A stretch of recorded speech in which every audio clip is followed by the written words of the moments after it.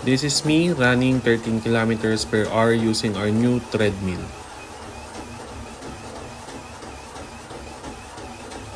Hello everyone! Before the review, syempre unbox muna natin tong treadmill. Not sure on how to pronounce the brand, if Camille lang or Camille, pero ito yung brand. Anyway, nasa description box kung saan ko siya nabili. So, unbox na tayo. Medyo lusay-lusay na nga lang yung bubble wrap niya since na-stock na siya sa warehouse ng JNT dahil sa bagyo. Meron siyang freebie na jumping rope tapos di ko alam para saan tong isa and tumbler. So, habang ina-adjust natin yung camera, merong gustong makipaglaro pero wait lang. Pero dahil may ginagawa tayo, makikisosyo na lang daw siya sa unboxing. Ito yung takip ng tumbler. Medyo bulky yung box kaya medyo challenging ang pag-unbox and assemble kung mag-isa lang kayo. Pero kaya naman siya. So ayun, ikot-ikot lang siya habang nag-aamoy. Baka raw kasi may masamang bagay sa loob. Ito yung massage machine pero mamaya na natin yung bubuksan. Ito yung mga kasama niyang screw, manual at kung ano-ano. Then labas na muna natin lahat isa-isa sa box. So, ito yung manual kung paano i-assemble and yung tools and screws. Assemble na natin. Hindi ko na ipapakita in detail yung pagbuo pero sundin nyo na lang yung nasa manual. Naka-English naman yun with photos kaya madali lang sundan. Kumpleto rin siya ng tools kaya wala na kayong problemahin. Di pa natin tapos buuin pero meron nang humiga sa running board. Kala niya yata kama niya yung binubuo. Labas na natin ngayon yung massage machine. So, meron siyang hiwalay na plug and switch. Tapos, kabit nyo lang sa treadmill. Tapos, yung tali niya para sa massage. Tanggalin na natin yung plastic ng console. Tapos, dikit natin yung magnetic safety key.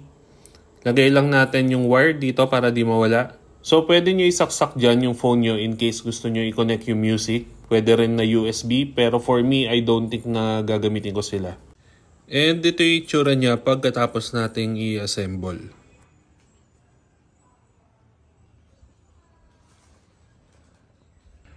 Okay, so more than 1 week na namin siya gamit and today, review na natin siya.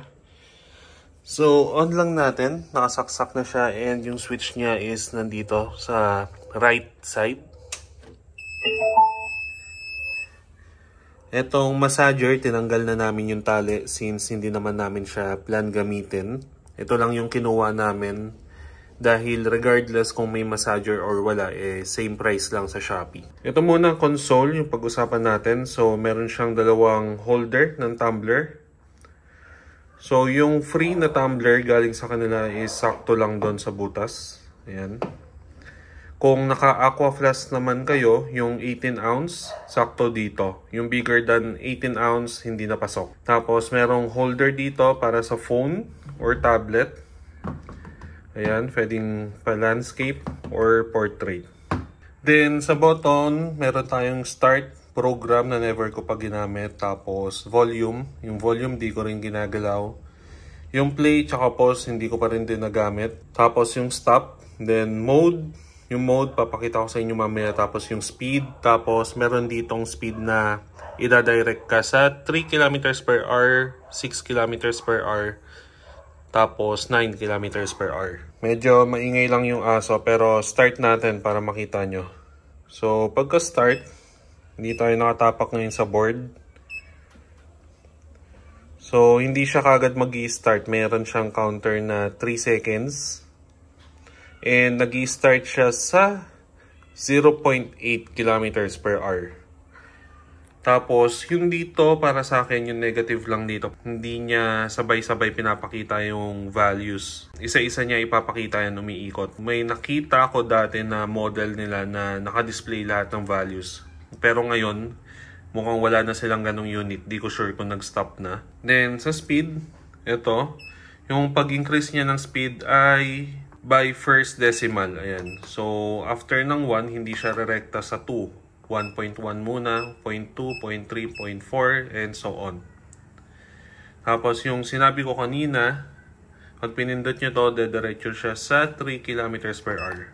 Ayan. So, ayan yung board. Then, 6. Then, 9. Pinakamabilis niya is 14.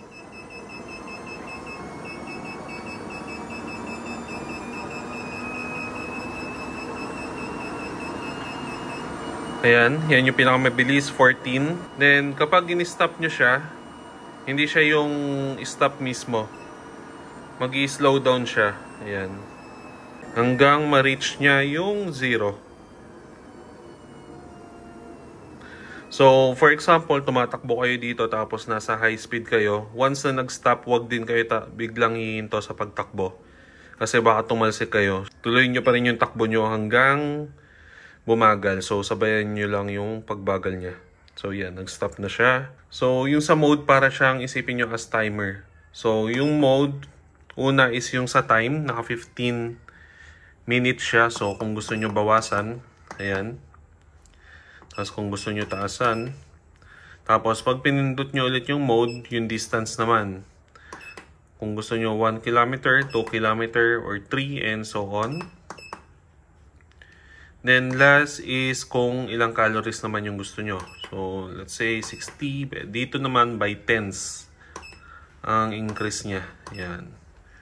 So try natin yung sa time. Ayan, naka 15 siya. Pag in-start nyo, yan yung counter.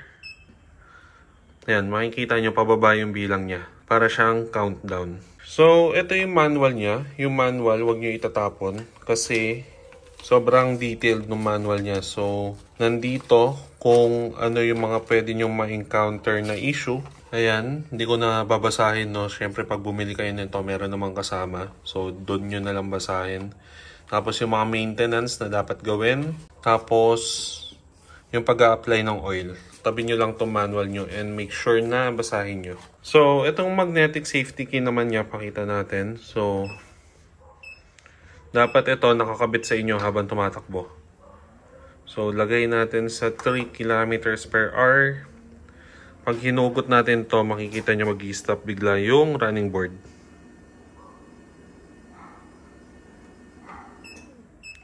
Ayan. Tapos, mag-e-error siya ng E7. So, hindi nyo siya pwede start nang hindi ito nakakabit. So, kabit nyo. Yan. Then, pwede nyo na ulit i-start. Then, in terms of kung malakas ba siya sa kuryente, wala pa akong idea sa ngayon dahil hindi pa dumadating yung bill namin. And, hindi naman niya na-consume yung buong month. Though, araw-araw namin to nagagamit. Pero, tingnan natin sa mga susunod naman kung gaano siya kalakas sa kuryente. Pero, hindi ko rin kasi makita kung ilang watts siya. Pero ang horsepower niya ay 2.5. Then, in terms of the size nung treadmill, makikita nyo naman siya sa manual. So, size ay ito, 1,490 by 645 by 1,210 mm. So, convert nyo na lang yan. Tapos, max na user weight is 120 kilograms. Ako ay 89 kilograms. Then, running surface, meaning itong parang belt niya, ay 1,100 by 400 mm. So, pag nakatapak tayo, ayan yung itsura ng paa ko sa running board.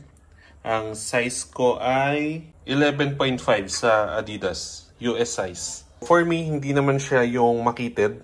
Medyo nakikitiran ako is para dito sa handle niya.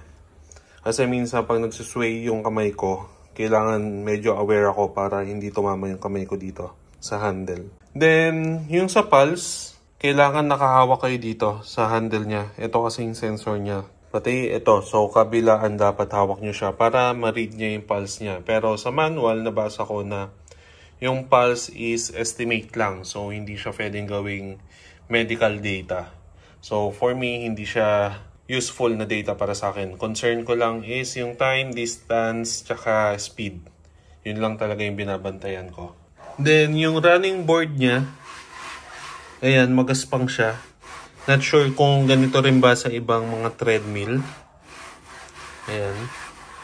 Gusto ko lang sana na nadagdag dito is yung remote. Kasi useful siya para hindi na kayo pumindot dito kung i-adjust nyo yung speed.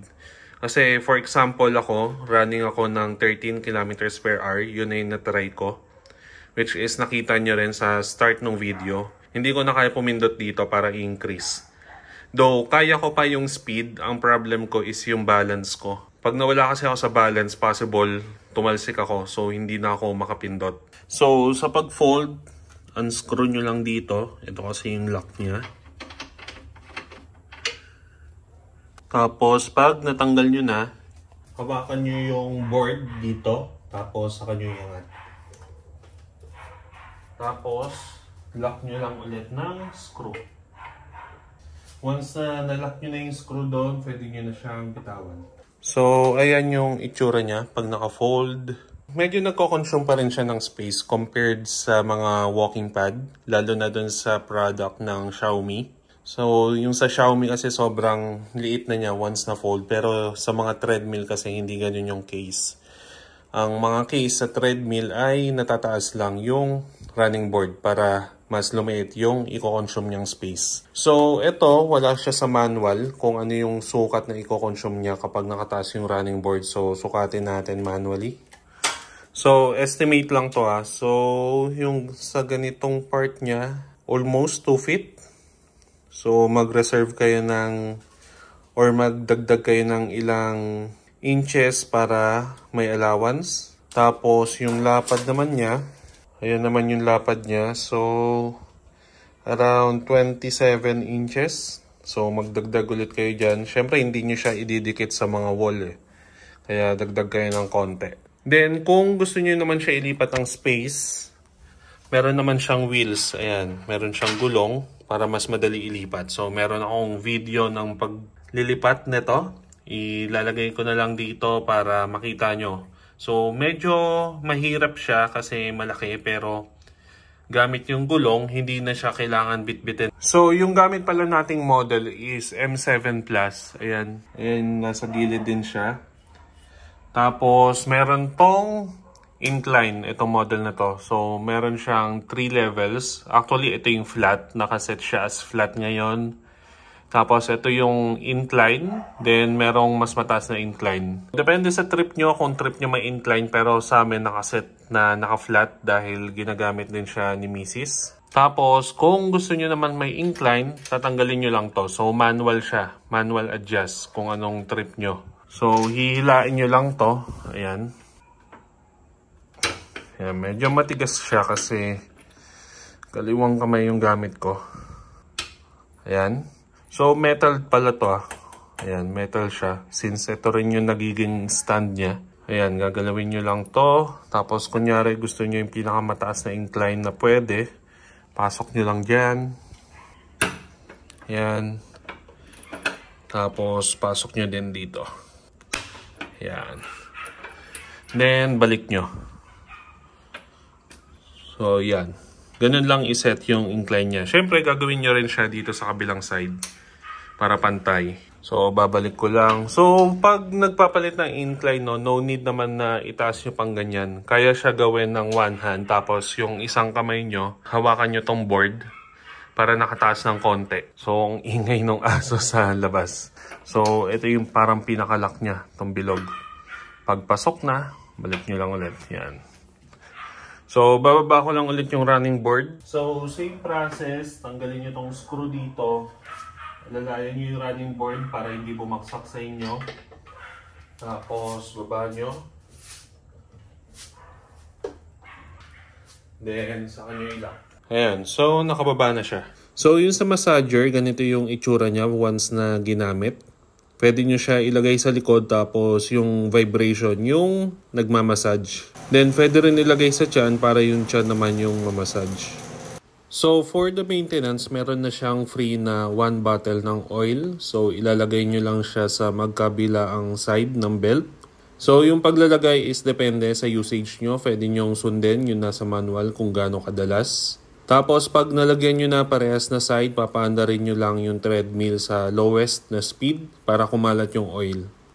Sa loob ng 1 week na gamit namin to, ito yung pinakamalayo or pinakamatagal kong ginagamit tong treadmill. So, 7 kilometers. Total minutes ay 81 minutes, so more than 1 hour. And as per manual, pwede mo gamitin yung treadmill ng straight na 2 hours. Then, after 2 hours, kailangan mo ipahinga yung treadmill ng 10 minutes. Then, after nun, pwede mo na ulit gamitin. So, for the bottom line, kung goodbye ba siya para sa akin, yes. Especially sa amin. Before kasi nakakatakbo ako sa labas. After shift, no morning shift pa ako. Pero ngayon kasi, mid-shift na ako sa work. Tapos, sunod-sunod pa yung bagyo. Kaya nahinto na talaga ako sa pagtakbo sa labas. Kaya, ngayon na meron ng treadmill sa bahay, anytime, kahit between ng work ko, nakakatakbo ako dito as long as bakante ako. Na hindi ko na kailangan lumabas. Tapos si Mrs. mid-shift na siya ever since kaya hindi rin siya nakakalabas ng bahay para makapaglakad-lakad. So para sa amin, based sa schedule namin sa work, goodbye talaga yung treadmill sa bahay. Tapos nabili ko pala siya ng around 15,000 sa Shopee. Direct ako sa brand na to bumili sa Shopee. Kung interested kayo, lalagay ko yung link sa description box para direct din kayo sa brand na to makabili. And if meron kayong question, lagay nyo lang sa comments. Try natin sagutin. Yun lang. Peace.